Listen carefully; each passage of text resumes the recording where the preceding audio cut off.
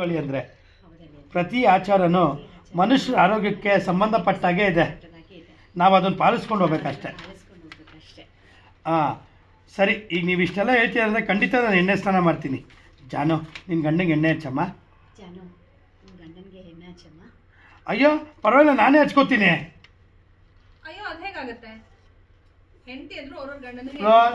Rolling rolling. ಹಾಂ, roll rolling rolling. ಹಾಂ, ಪರವಾಗಿಲ್ಲ, ನಾನೇ ಹಚ್ಕೋತೀನಿ. Roll rolling sir. ರೋಲಿಂಗ್. ಹಾಂ, ಜಾನು ಎಣ್ಣೆ ಹಚ್ಚಮ್ಮ. ಕ್ಯೂ ಕೊಡಿ. Roll rolling action. ನಾನೇ ಹಚ್ಕೋತೀನಿ. ಅಯ್ಯೋ ಅದೇಗಾಗುತ್ತೆ?